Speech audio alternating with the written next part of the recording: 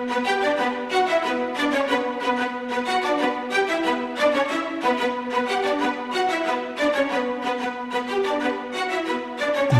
Network presents Football Time. Hey, and welcome to the Football Time Show. We're here for college football week 8. Now we're getting close to the end of the college football season. Closer to the end than to the beginning. Our man, Dynamite David, is with us once again to break down week 8 of the college football season. Another sort of light slate. Last week, we had a lot more bets, but the previous week in week 6, it was a light slate again. So it seems like a light slate here in week 8. I think this is the least amount of bets both you and I have had pretty much all season long, for sure. Yeah, I think it was a combination of we're getting to some teams bye weeks and some teams easy matchups. So there was a couple big time matchups, but not a whole lot. Not nearly as many as we had last week, for sure. Yeah. All right. So week 7 went about as well as weeks 1 through 6 for the Dynamite. Another tough week for the Dynamite. He had $785 in wins. The problem, $2,196 in losses, which equates to a $14.10 and 54 cents total loss on the week. That brings the balance down to $12,987.46 for the week. So another tough week for the Dynamite. Are we going to get back on track this week, or should we just start fading you every week? Well, I was thinking about renaming my segment of the podcast of, what not to do in sports betting. Hopefully I can turn it around. I swear I do my research every week. I just luck and research has not been on my side, but hopefully we can get things righted before the end of the season and maybe get back to even. We're close to it. You got 5 weeks to at least turn this around, or at least hold off and not empty out the remaining $12,000. I don't know if we could get someone to sponsor you for $25,000 in the future if you bankrupt it all in a 4-month period during college football. So another tough week. I will say there was 1 or 2 good bets in there. Mostly the first 3 I looked at on your sheet, but Clemson for 288 minus the 3.5. Granted, that started to tilt the opposite way as well. And then we'll go to your Buffalo minus 17 versus UMass for $432. At least something went right for you in the MAC. That was what went right for you in the MAC.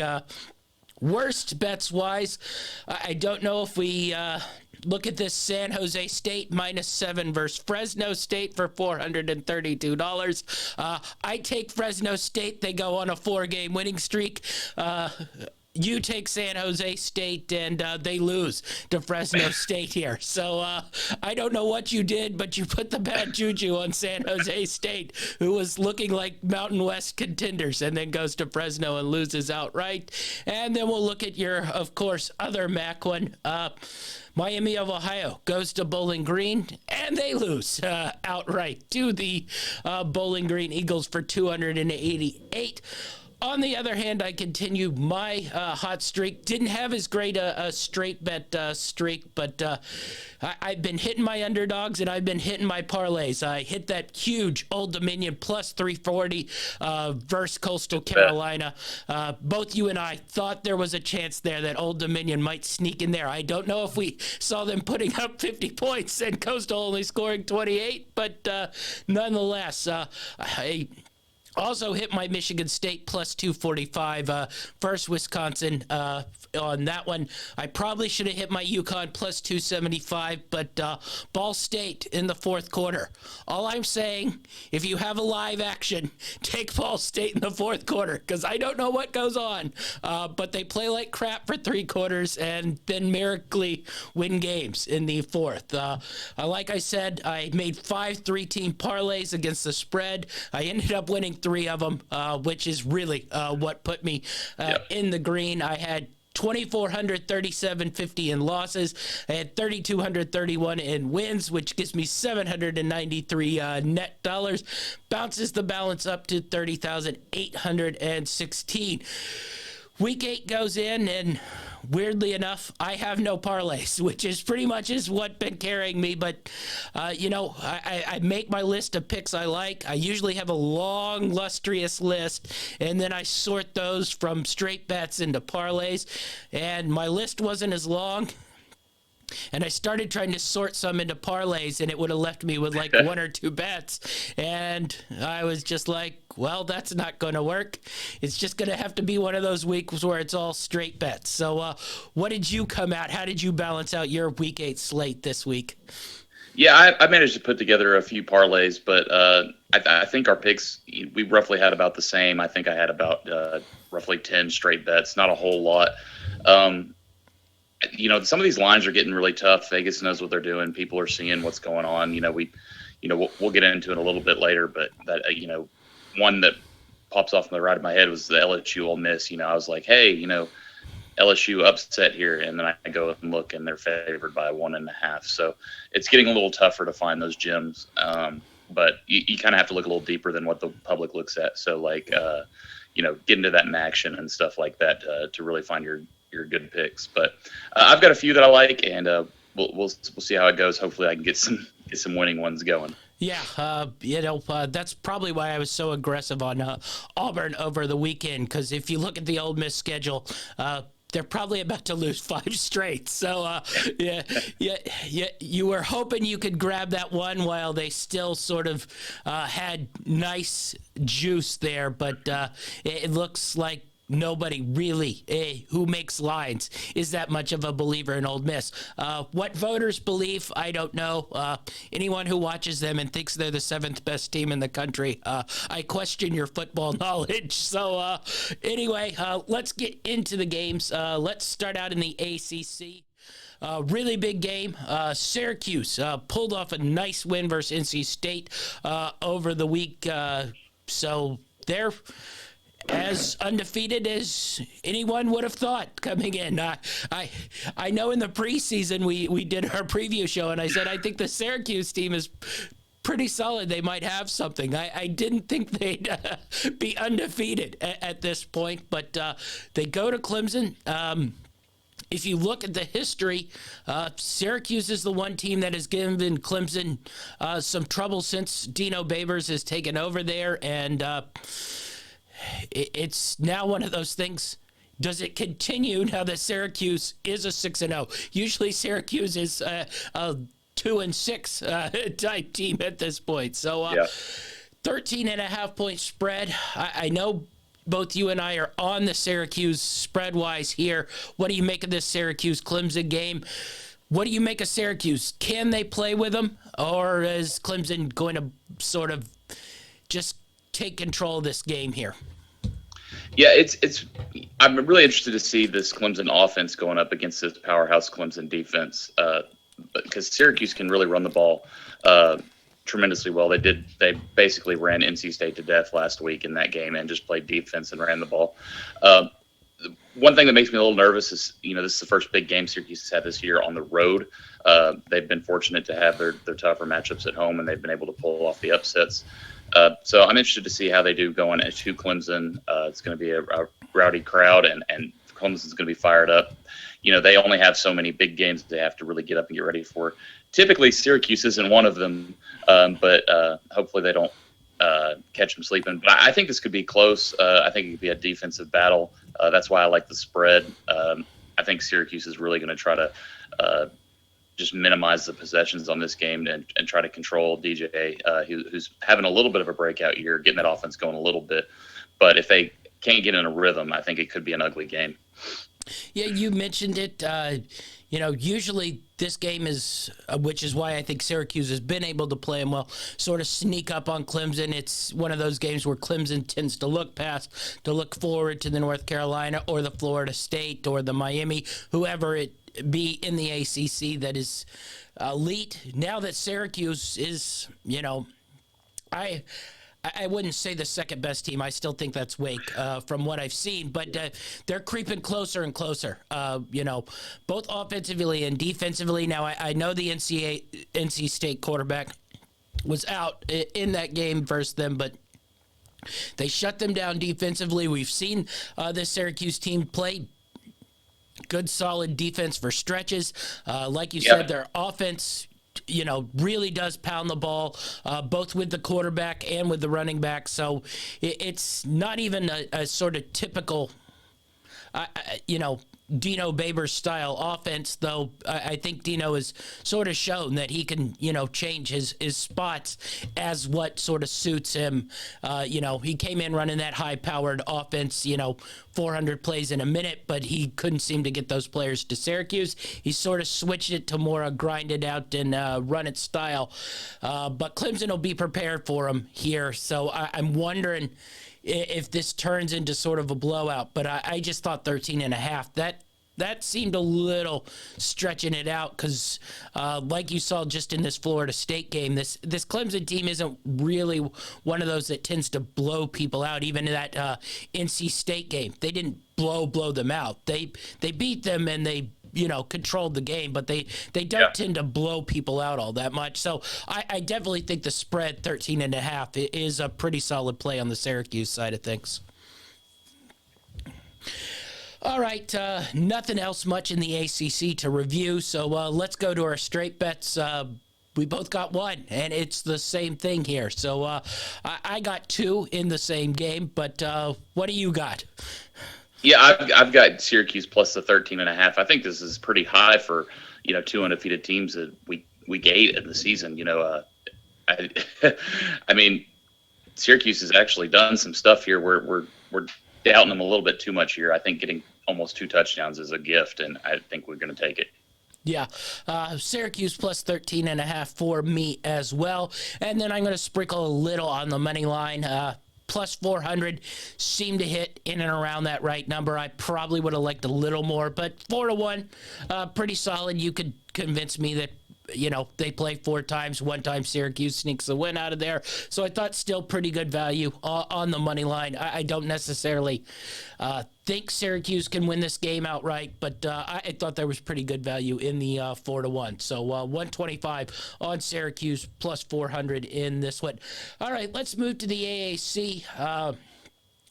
I put this game in here because sort of Cincinnati has basically, after the opening week versus Arkansas, I don't think anybody even knows they have played a football season so far. They have not lost since there. I wouldn't say they've been overall impressive, but they haven't been unimpressive either. They've just sort of gone about their way and won football games. They haven't really played a challenging schedule. This is their first really, really sort of tough game. It seems like SMU this season is sort of the litmus test. If you're a solid team, you beat SMU. If you aren't a solid team, you lose to SMU. So Cincinnati goes down to SMU. What do you make of this game here? Yeah, I think this is going to be a pretty high-scoring game. I like Cincinnati here. SMU just seems to not really get it done defensively much this year. Started off with that TCU game and then Maryland, and then just last week giving up 41 to Central Florida. So I think SMU's really struggled defensively, and I think that's going to be their downfall in this one as well. Yeah, I was curious about this number because I end up putting SMU in my straight bets. This was one of those where I probably would have put it in a parlay if I had enough teams to really parlay it off. But I just want to sort of see what Cincinnati does going on the road here. There's not really a lot of games to judge them off of because just talent-wise, they've been easily better than every team they played.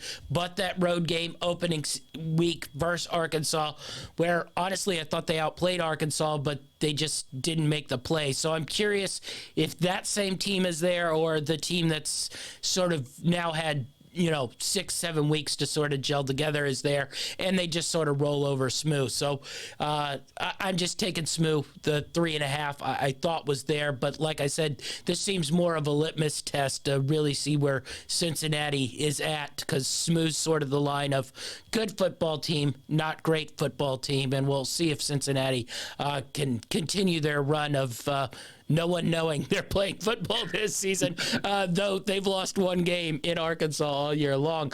Next up, Central Florida versus East Carolina. Central Florida's gone on a really, really big run here since the weird loss to Louisville. They've started smashing teams. East Carolina's sort of been hot and cold, but Central Florida leaves Florida this week to go up there. Any chance for an upset this game? I almost put the East Carolina on there, but I just pulled it off because it just seems like Central Florida's playing too well right now. Yeah, I looked at it. You were big on ECU early in the year, and I was like, "Ooh, getting points, home dog here. That could be a good play." And then I just look at the way UCF's really pulled it together the last couple of weeks, and I think they're going to roll in here and come out with a big win. Yeah, I think this is sort of where you see it, where I couldn't make like a long list for my parlays because I don't think this number's quite big enough to really grab ECU, but it's sort of too big for me to really want to take Central Florida, and that's where I think you get late in the season where the odds makers basically drill this number right on, and it just sort of leaves you can force something or you can just scratch it off and move on to the next thing here. Well, and I looked through at the back of the history on both these teams against the spread. They're both pretty terrible against the spread. UCF gets wins, but they hardly ever cover. And even ECU, when they get their wins, they're not covered. And when they lose big. So it's really an uncomfortable play either way you can look at it. All right, let's go into our straight bets for the AAC. You got two of them here. What do you like here? Well, we're going to start off with your favorite team, Houston at Navy. I Terrible very defense. badly wanted to take Navy, mind you, sitting with that +2, but I couldn't quite make myself do it. I think this is going to be a game where Houston can't stop Navy's offense, and we're going to get some scoring here. So I'm going with over 51. I thought that number was a little low. I've got a 2-unit play on that. And then another over I'm going to take in that game we talked about, Cincinnati, SMU. SMU's allowing an average of 30 points a game, and Cincinnati's averaging almost 40 points a game. So I think if SMU can get close to that 20 number, we're definitely going to get the over here. 59. I mentioned it. I'm going to ride that SMU plus the 3.5 and just see where Cincinnati's at. I don't love it. It's only a 125 play on the straight bet for me. And then also during the week, I'm going to take Temple plus the 13 versus Tulsa. This number just seems really, really big for a basically meaningless road game. Tulsa's going to go off to Philadelphia on a Friday. This just reeks of a terrible football game. So I know Temple hasn't been good, but if you look at them at home, they've been able to cover large spreads at home. So giving me 13 in a sort of lifeless situation, I'm all for it. So I'm taking the Temple plus 13 here at 125. All right, let's move to the Big 12. This is probably my biggest play here out of the Big 12. I got a huge plays here. 50% of your plays. Yeah, in the Big 12. So let's go with the I don't even know if this is the biggest matchup of the week. The other one might be a little bigger. It's hard to say, but probably more brand recognition here with Texas versus Oklahoma State. Oklahoma State coming off the, they dominated TCU for about 2.5 quarters, and then TCU dominated them for the next quarter and a half, and then got the win in overtime. Texas was ragged, ugly in that Iowa State game, and honestly, they sort of deserved to lose that game. They got the win. Texas goes to Oklahoma State here. What do you make of this matchup? I really wanted to talk myself into taking Oklahoma State here. I think I ended up putting them in a teaser later, up in that spread up just a little bit. I think this is going to be a really close battle between two teams that desperately need to win this game to remain in competition in the Big 12. I'm just not confident in Texas the way they looked last week. Now, Iowa State does have a really good defense. As we saw last week, Oklahoma State's definitely vulnerable. But I watched a little bit at the beginning of that game, and I was shocked when I saw the final result because I switched over and was watching my Vols mostly. But that's a really tough loss to drop, where you fought so hard, and it'll be interesting to see if Oklahoma State can rebound. But it is nice that them getting points at home, probably a good play, but I've just got it in my teaser so far. Yeah, this one's interesting when you mentioned that Oklahoma State TCU game was going on same time as the Tennessee-Alabama game, and it actually sort of mirrored, pretty much play for play what was going on, where, TCU fell behind early, managed to work their way back into a tie, basically TCU just came out in front where Alabama didn't come out in front. But the heavy offensive team in Oklahoma State just jumped out, and TCU just sort of found their form in that second half. And then Oklahoma State just lost their rhythm a little bit, and TCU just started making plays. Now, that's being said, I helped a whole lot that it was in TCU for this game. I think Oklahoma State... Yeah. Back at home here, Texas coming there. We saw Texas go on the road versus Texas Tech and have a little bit of struggle here. We saw them have the struggle with Iowa State. So they gave 6.5 points on this one. I'm really, really big on Oklahoma State here. I just think they'll be able to score on Texas, and I'm curious if Texas can win this type of shootout here versus Oklahoma State, or maybe there's just, Oklahoma State got hit with that punch, and maybe they can't get back up. But it'll be interesting to see. But Oklahoma State's not out of it. If they win this game, they're still pretty much in control of their destiny to finish, first or second in that Big 12, still go to the Big 12 championship game and, maybe get a rematch versus TCU. So should be a definite interesting game in Oklahoma City. We'll move to the other game that has sort of Big 12 implications here. Kansas State coming off a bye week goes to TCU. This one's interesting because... Kansas State plays such a different style than pretty much every team in the Big 12. Yeah. TCU looked so good that last sort of quarter and a half of the game. How do you look at this matchup, and how do you sort of handicap it here? I thought the line was a little too big for TCU, but I could certainly see where they don't want to make it too low, thinking that maybe TCU can run away with this if they get out on top and Kansas State, then is forced to pass and get out of their offense. Yeah, I think this could be an interesting game because, the way Kansas State's been rolling, they've been playing really good football, but I think they're so hot or cold, in my opinion, and I'm scared. I'm still confused. I'm not really scared. I think what's going to... You what? I said I'm still confused how they lost to Tulane at home. Yeah, so... And I kind of look back at years past, and I know, they got a different quarterback in there and stuff, but, Kansas State was one of those teams where they get rolling, and I'm like, all right, I'm going to take them, and then they just go right back to their losing terrible ways. But I think this TCU team is too well coached to come in and lose this game. I think coaching and experience and is really going to help them, and I like TCU in this one. Yeah. I mentioned it when I was watching that TCU game. They sort of have still enough sort of defensive DNA of Gary Patterson left over, where linebackers and the defensive line can fly around and they hit you hard enough, and then they still got... And then Sonny Dykes has come over and sort of invigorated him with his sort of offensive genius. So it's sort of built into this perfect sort of crescendo where there's enough Gary Patterson DNA left over in this TCU team mixed with, sort of the offensive genius of Sonny Dykes. So I think TCU runs away with this one, but I never sort of underestimate Kansas State. And if they get their style going where the possessions are limited here, it would be much harder for TCU to sort of make that comeback push. The problem with Oklahoma State, they didn't know what to do. They started going 3 and out in 10 seconds and giving TCU the ball back, and Oklahoma State's defense just wore down. And by that overtime, there was no question who was going to win that game. So should be an interesting week in the Big 12 to sort of solidify that top tier of the rankings. All right, let's go into our best bets here in the Big 12. You got one. I got a whole lot. So what you looking at here?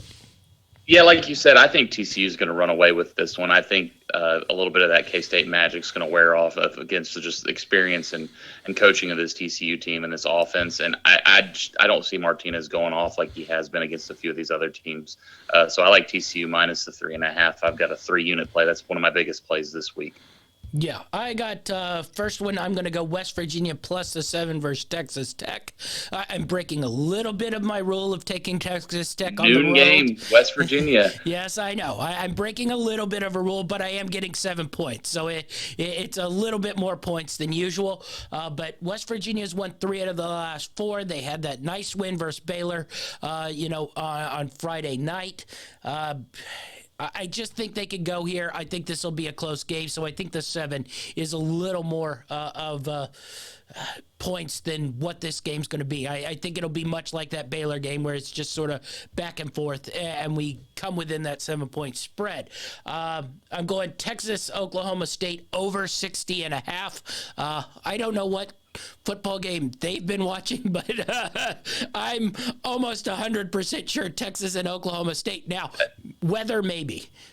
Well, what if Texas defense from that Alabama game shows up and makes it a little interesting? Well, yes, but that game was still almost over the 60.5 points. So, and I watched Oklahoma State, and they play 150 possessions. So if this thing doesn't go over 60.5, I'd be very stunned. So 125 on that. Oklahoma State plus the 6.5, 750 on that one. And then I'm also taking the Oklahoma State plus 200 money line, 500 on that one.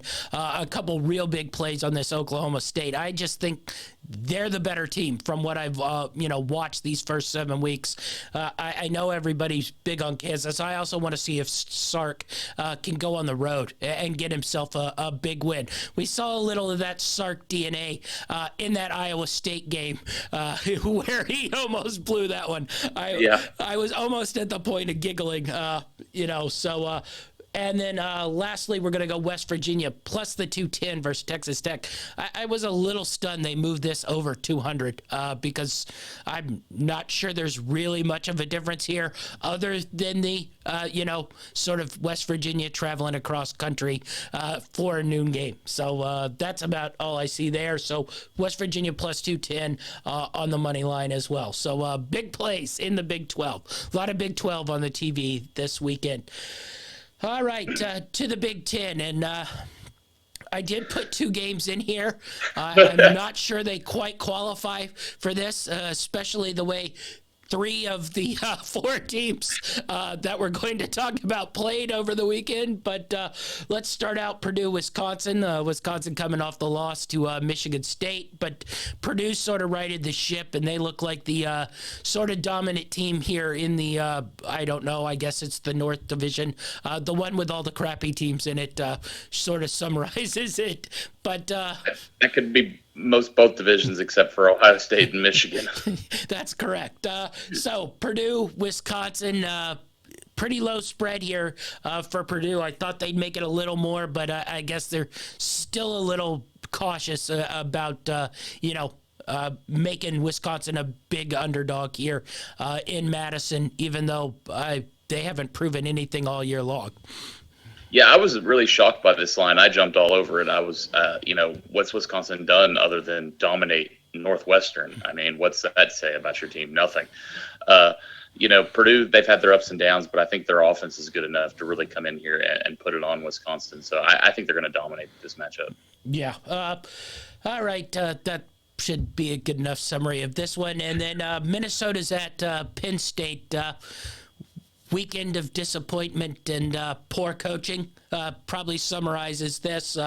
Penn State was magically stunned that Michigan didn't want to throw the ball and wanted to run, and yet they gave up 400 billion runs of, 60-plus yards. Enjoy Manny Diaz as defensive coordinator.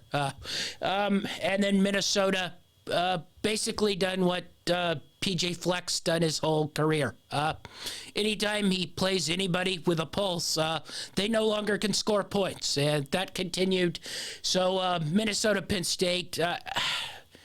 I think Penn State's the better team, even though if you watched them in that Michigan State, they were just dreadful. But sadly, I think Minnesota might have been more dreadful in the Illinois game. So I don't even know really what to make here. Minnesota, Penn State. Yeah, I look at this and I think Penn State, as much as I hate James Franklin and he hurt me last week, I took them. Minnesota's on a really rough skid here. They've lost 2 in a row. And really didn't even compete in either one of those games, not really at a level where you thought they were going to win. And I just think going into Penn State here on the road, there's just no shot here. So I'm all over Penn State on this one as well. Yeah, I had my weekly punishment last week of being dumb enough to trust both Franklin and PJ Fleck in straight bets last week, and then I had to sit there and watch it and question why I ever take these guys in straight bets. So, I think Penn State pulls it out. I mean, Minnesota's played 2 semi-tough teams, and I think scored 10 points in each. So that pretty much sums up Minnesota. Let's go to our straight bets here in the Big Ten. You got 2 of them. I got 1 game here. So what are you looking at here in the Big Ten? Yeah, I've got 2 units on the Purdue plus the 2 points at Wisconsin, and not quite brave enough on Franklin to put too much money on it, but I'm taking the 1 unit play on Penn State minus 4.5. Yeah, I got 1 here. Ohio State, Iowa. The total sits at 49.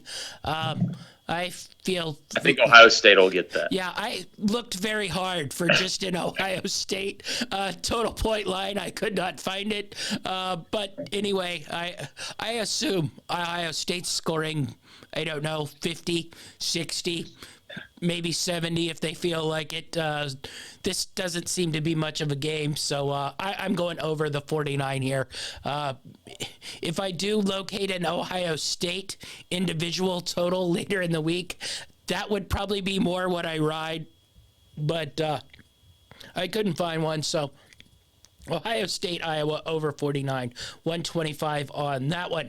Let's go to Conference USA, the battle of undefeateds in the conference here, but not by the spread. North Texas goes to UT San Antonio. You've liked North Texas this year, but we both sort of like them at home, leaving the darkness and barren lands of North Texas to go down to San Antonio. Any chance here? The spread's 10.5.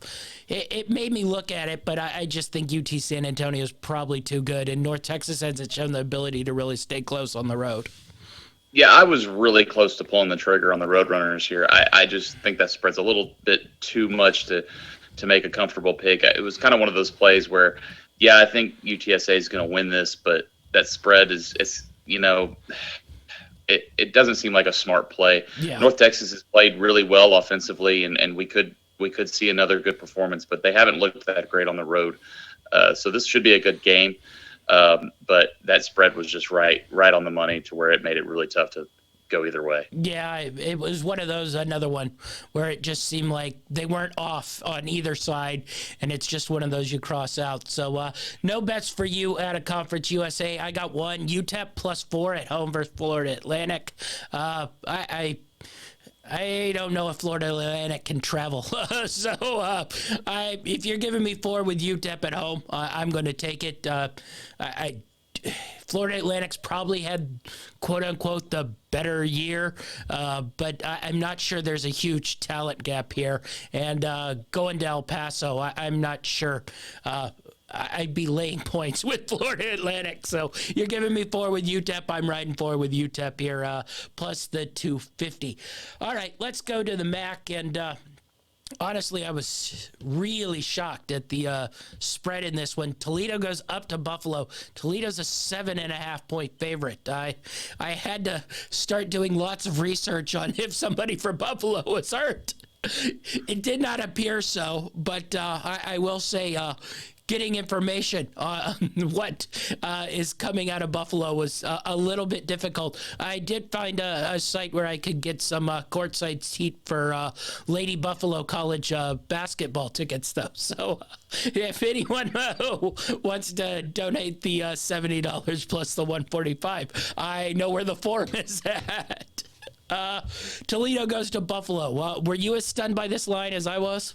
Yeah, I was. I really came close to pulling the trigger on this. I question whether Buffalo has enough offense to hang with Toledo. They play a little different. Sometimes they can play a lower scoring game, but I think Toledo's going to want to get this thing moving and get some points on the board. And Buffalo may be able to answer. I thought the better play was the over. Just because I could see Toledo winning by 2 touchdowns at the end. But we'll see how it goes. Yeah, I checked the weather. I was sort of hoping for, sub-zero temperatures. Not quite there yet. Oh, I'd be all over Buffalo then. But a warm front's coming through, so it's going to be 60 degrees on Saturday. So don't get that little advantage, but nonetheless, Buffalo's been on fire. Now, it's on fire versus lower level competition. They got a couple okay wins, but Toledo hasn't played well on the road. Now, it has been on the road versus, tough places like San Jose State and stuff like that. But going up to Buffalo, I thought 7.5 was a little too much. You saw Kent State get out in front of them to a big lead. Now Toledo fought back and then ended up blowing that game out. But I'm not sure you could let Buffalo get out to the same sort of 28-7 lead and expect to come back on the road. So I just thought 7.5 was a little bit too much here. So I got Buffalo plus the 7.5. In this one, I got Bowling Green plus the 6.5 versus Central Michigan. I'm highly confused why Central Michigan continues to be favorites. I don't know if I'm living in a twilight zone and I'm watching a different Central Michigan. I don't know if there's some metric out there that says Central Michigan is really good. All I know is I see results and I see them basically needing a cheating way to beat Akron at home. And you're giving me Bowling Green, who has wins over Marshall, has wins over Miami of Ohio, and you're giving me 6.5 points. I'll take that all day long till Central Michigan proves they can actually beat somebody. So 6.5 there, and I'm taking Bowling Green money line plus 205. What do you got outside of the MAC? Yeah, I just got that over in the Toledo-Buffalo game. I feel a little safer of that. I thought it was a little low at 58, especially after seeing what Toledo did on that comeback win versus Kent last week. Now, Buffalo's defense is a little better, but I think that 58 is a pretty safe play. Yeah. All right, let's move to the Mountain West, and let's just say this hasn't been the best Mountain West year. Wasn't this our favorite conference like a year or two ago? Yeah, well, it's been a really good conference for a while, but it's not a really good conference right now.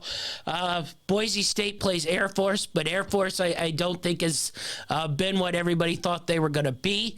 That being said, Boise State traditionally has struggled with Air Force, probably because they play a pro-style defense and offense, and then once a year they have to somehow figure out these weird little Air Force schemes. So Boise State Air Force, Boise State's undefeated. It looks like they probably will run away with the Mountain West, especially from what I've seen from all the other teams. But Air Force does give them problems. So what do you make? Any chance Air Force can spring this upset? Yeah, I look at this one and, you say Air Force has been down, but, I picked against them last week and they just ripped my heart out against UNLV. So that's correct. But I don't know if we're counting UNLV as your bounce back win here for Air Force. But, look at Boise State. They really struggle offensively. And you mentioned Air Force's offense, and this could just be a really boring, ugly football game. And I wanted to take Boise here. I think they're the better team, but I wasn't confident enough to take them. And speaking of boring and uneventful game, I will be taking the Boise State Air Force under 47.5. Anyone who's watched Boise State play, basically now they just hand the ball off 50 times a game and hope their defense and a running game can win them the football game, which it has. Air Force, so I think this will be a short, quick game of, ground control. So 47.5. I'm on the under there. I'm also on Colorado State -4.5 versus Hawaii. This just feels like a road trip Hawaii isn't going to want to really take up in Fort Collins. So I know Colorado State hasn't won very much, but they did win their last game versus Nevada. So I think Hawaii going there, probably not really going to want to be there. I look for Colorado State to get another win here, minus the 4.5 for me. What do you got here in the Mountain West? I just got one play, and I'm going back to the money pit here. They let me down last week, but I like UNLV. I thought 25 points at Notre Dame was a little much. Most games Notre Dame doesn't even get 25 points, and they just got upset by Stanford. So, I watched this UNLV team. Yeah, it was a Cal team that just lost to Colorado. UNLV almost beat them. I kind of compare that Cal team a little bit to Stanford. So if Stanford can beat Notre Dame, I'll take 25 points with UNLV here. They didn't have their quarterback last week. They got him back this week. I think they'll hang with them. Yeah. All right, let's move to the Pac-12. One really big game, and UCLA goes up to Eugene, Oregon here. Chip Kelly returns to his old stomping grounds. That's sort of old news now because he's been up there about just fourth, fifth year. So he's been up there about 4 or 5 times now. But nonetheless, this is probably the first meeting where both teams are really, really vying for that Pac-12 title here. I know you're big on UCLA, or you're big at least on the number here. I had to pull off this. I think I wanted to go Oregon, but when that number got up to 6, that was in stay away territory for me. So how are you sort of handicapping this UCLA-Oregon game? Yeah, I just like the way UCLA's been able to move the ball. And then, there's one thing that you've talked about before earlier in the year, but that we keep forgetting, that the quarterback for Oregon is Bo Nix. Yeah. And he tends to be terrible in big game situations. And I'm anticipating a poor performance from him, and UCLA being able to win in a shootout. I like getting the points here. Yeah. I will say the last couple games that Dorian Thompson-Robinson for UCLA has played, he's been on point, both running the ball and passing the ball. It's really made this UCLA offense go. So I'm curious to see if they could go up to Eugene and sort of crack this defense. I will say Oregon has been much smarter with Bo Nix and sort of managing around I guess his just overall terribleness and sort of just taking him out of the mix, overall in these games. Much better than Auburn seemed to be able to do. So we'll see if they can do that again and sort of win with, their sort of power running and aggressive style on both sides of the line, or UCLA can continue the really, really good form. They were off earlier in the year, but this, 3-week stretch here where they got the big win over Washington, then went and beat Utah coming into their place, and now going up to Oregon. We'll see if that hot start continues. They had a week off to prep for this game, but it's always hard to go up to Eugene and get that win. So we'll see what happens in this one. I got no bets in the Pac-12. So what are you looking at here?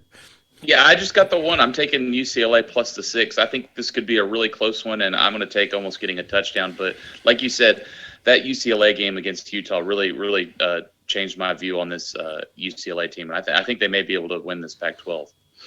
All right, let's move to the SEC. Not a dynamite slate, but I pulled 2 out. We mentioned the Ole Miss LSU game. This one's, I really want to take LSU, and I do end up taking LSU here. But honestly, I'm a little nervous because I was hoping to get a couple more points. You figure you would with the quote-unquote number 7 team in the country. But nonetheless, I'm going to ride LSU, but I'm fully aware we might get that LSU trump card where we lose. I don't know if we're getting Miss State and Florida LSU or we're getting Florida State and Tennessee LSU. If I knew, I'd feel much better gambling-wise, but I've just watched Ole Miss. They can't pass the ball very well. I will say their defense is semi-improved, though. Auburn figured out after the first quarter they probably should never pass the ball and just run the ball up the middle, and then they started gashing Ole Miss. So if LSU can figure that out quick enough and sort of doesn't fool around with Daniels trying to make throws he cannot make, they probably run away with this. But LSU, Ole Miss, what are you looking at here? Yeah, I think, you said it right there with Jaden Daniels. I think Brian Kelly has really mismanaged him this year. I think he's very capable of winning some of those games that they lost, and he's just asking too much of them or asking the wrong things out of them. I think he's finally starting to get it dialed in. I was really impressed with that win over Florida last week. And you said it, Ole Miss, I mean, should have lost Kentucky game and really never could put away Auburn. So I think going on the road here in what'll be a tough environment. I know LSU's got a couple losses, but they'll still be fired up for this game. I wanted points in this one, but I'll still take LSU. Yeah. Mississippi State comes to Alabama. Mississippi State coming off the bad loss to Kentucky there. Couldn't seem to find their offense. Kentucky made it Kentucky Wildcat football. A gross, disgusting game that they come out on top in. But Alabama coming off the tough loss here to Tennessee. But as always, Alabama doesn't get any benefit of the doubt spread-wise. It's sitting in the 20s still, so I couldn't grab Alabama. I think if you're grabbing anybody, you're probably better off grabbing Miss State here and the 21 points. So I was just a cross-off on this one, but what do you make of Miss State, Alabama here? As a Vols fan, I've watched Tennessee play all year and thought they've had like the worst secondary in the country. But then I watched them play Alabama last weekend, and their secondary was pretty lousy as well. So I think we could see one or two things here. I think Mississippi State,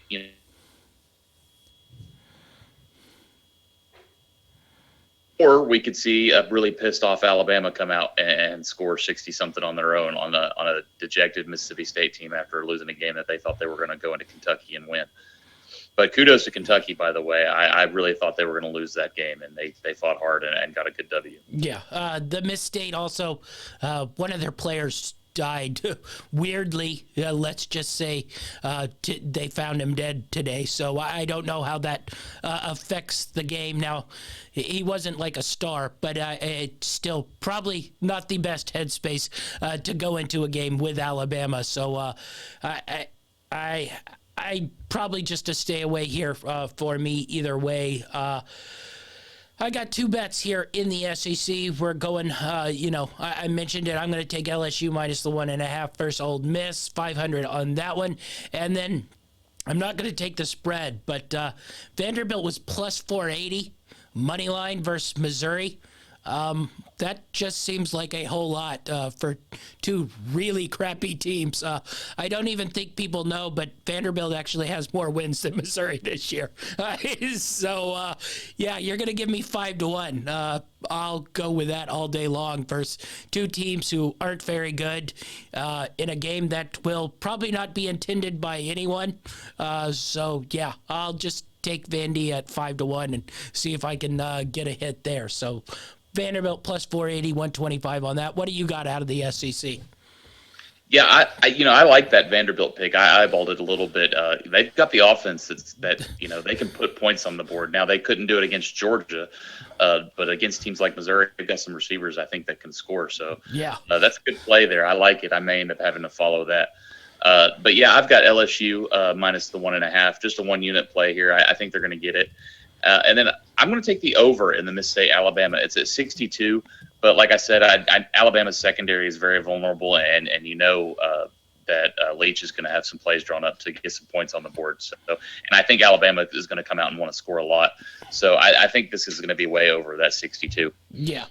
All right, out of the Sun Belt, one really good game here. Troy goes to South Alabama. This should be a good one. It probably might be a fight for the top spot there, but I wouldn't quite knock Louisiana Lafayette off the perch just yet. But Troy, South Alabama, both the top team on their side of the bracket here. Old Dominion leading on the other side.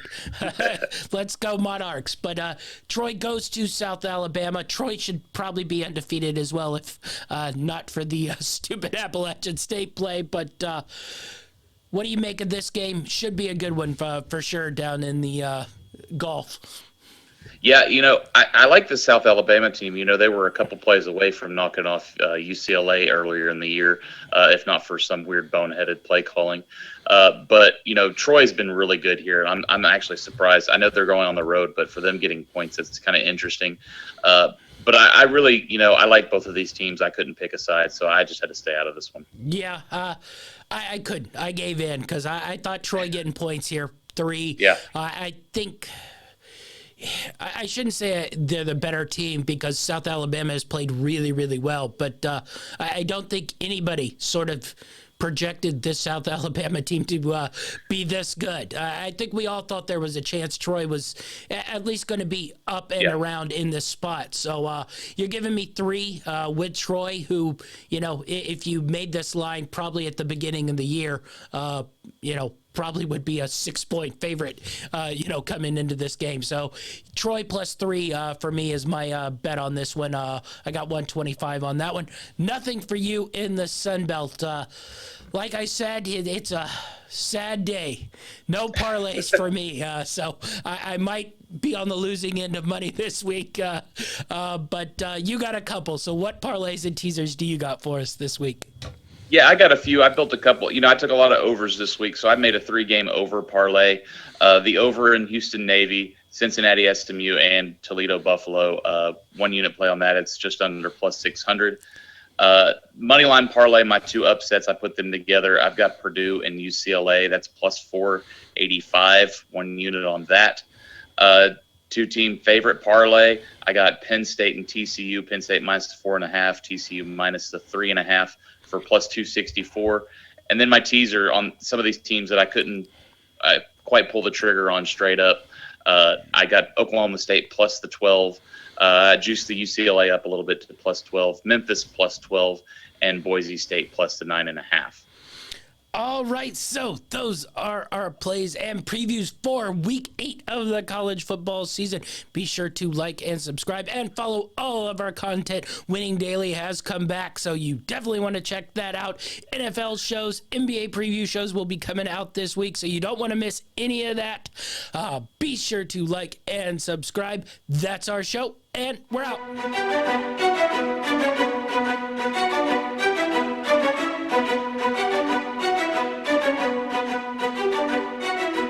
Greenlight Network presents Football Time.